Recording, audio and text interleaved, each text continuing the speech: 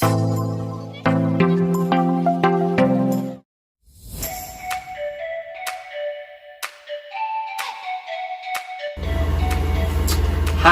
this is John Patrick C. De La Cruz from BPE22. My topic for today is all about chess position, chess history, chess rules and regulation. Let's go! Basic chess rules are essential if you want to learn chess.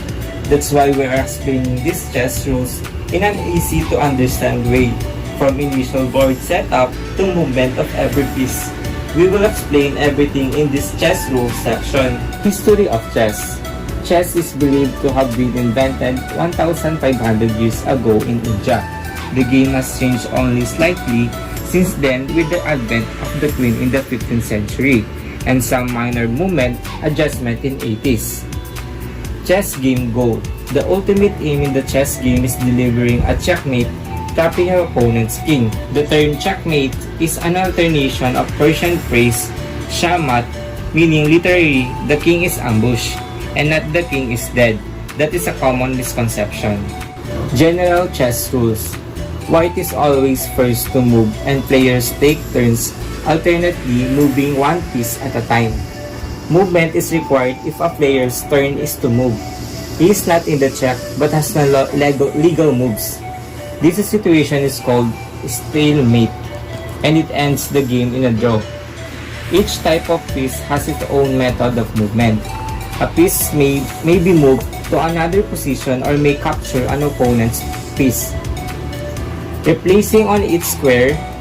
With the exception of the knight, a piece may not move over to any of the other pieces.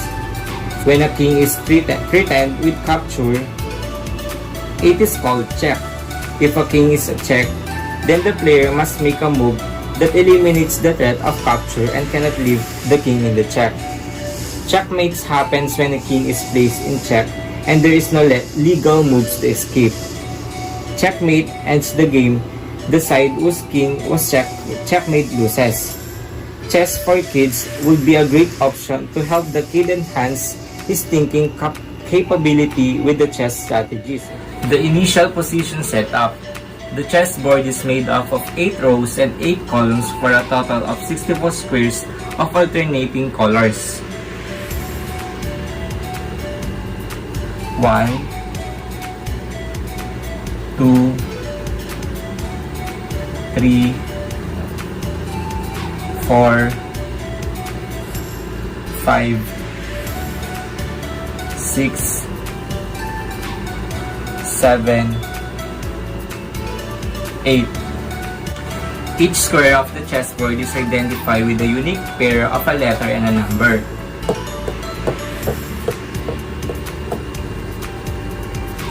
The vertical fires are labeled from white left to white right.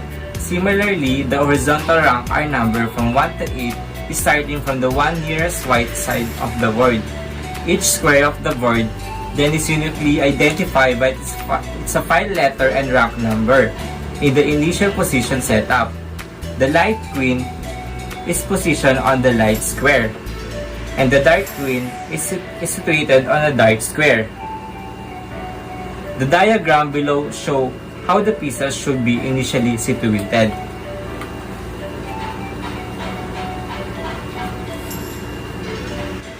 Chess moves. King can move exactly one square horizontally, vertically, and diagonally. At most once in every game, each king is allowed to make a special move known as castling. Castling.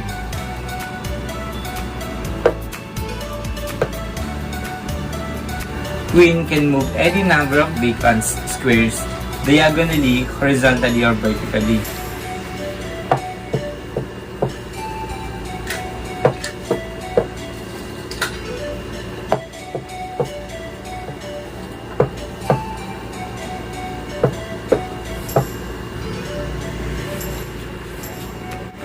Bishop can move any number of vacant squares in any diagonal.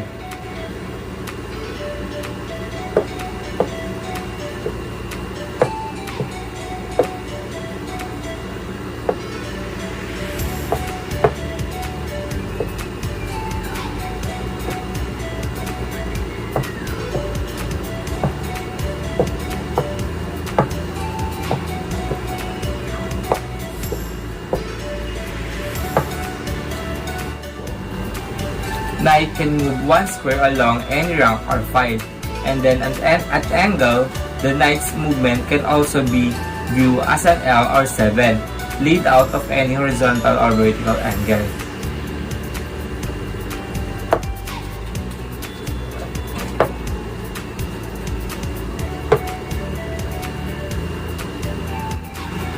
Rook can move any number of vacant squares vertically or horizontally. It also is moved while castling.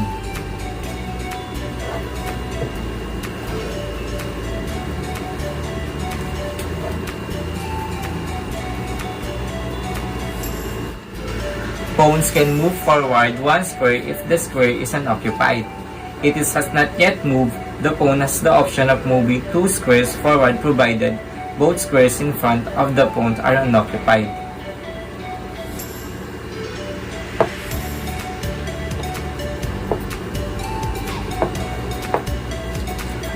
Pawns cannot move backwards. Pawns are the only pieces that capture differently from how they move.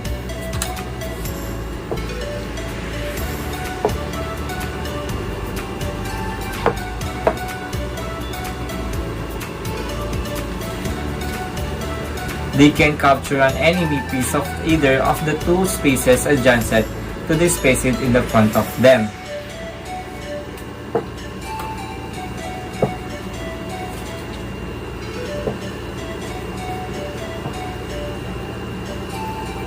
The two squares diagonally in front of them but cannot move to these spaces if they are vacant. The pawn is also involved in the two special movements en passant and promotion.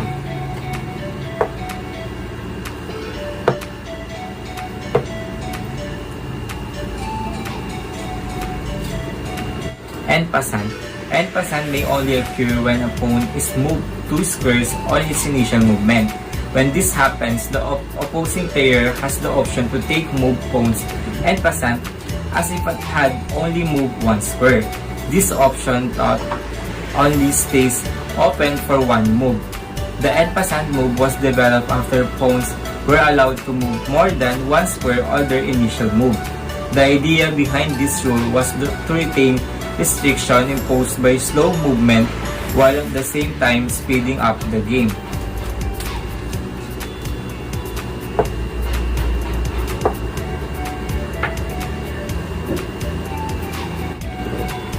Pawn promotion. If a pawn reaches the opponent's edge of the table, it will be promoted. The pawn may be converted to a queen, rook, bishop, or knight. As the player desires, the choice is not limited to previously captured pieces. Thus, it's theoretically possible having up to 9 queens or up to 10 rooks, bishop, or knights if all pawns are promoted.